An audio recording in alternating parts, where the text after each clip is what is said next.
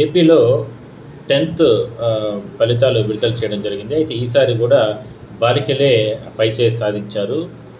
బాలికలకు సంబంధించి 87.90% ఉత్తీర్ణత సాధిస్తే విద్యార్థినులు, బాలురొచ్చి 82.68% ఉత్తీర్ణత రావడం జరిగింది రాష్ట్ర వ్యాప్తంగా.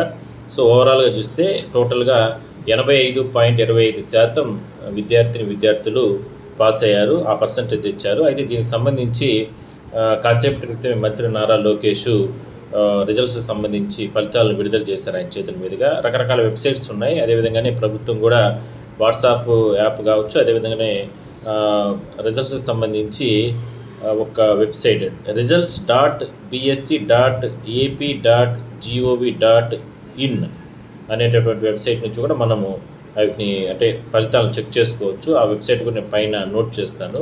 ఒకసారి విద్యార్థులు కావచ్చు మీరందరూ కూడా మీకు సంబంధించి రిజల్ట్స్ అన్నీ కూడా మీరు చెక్ చేసుకోండి.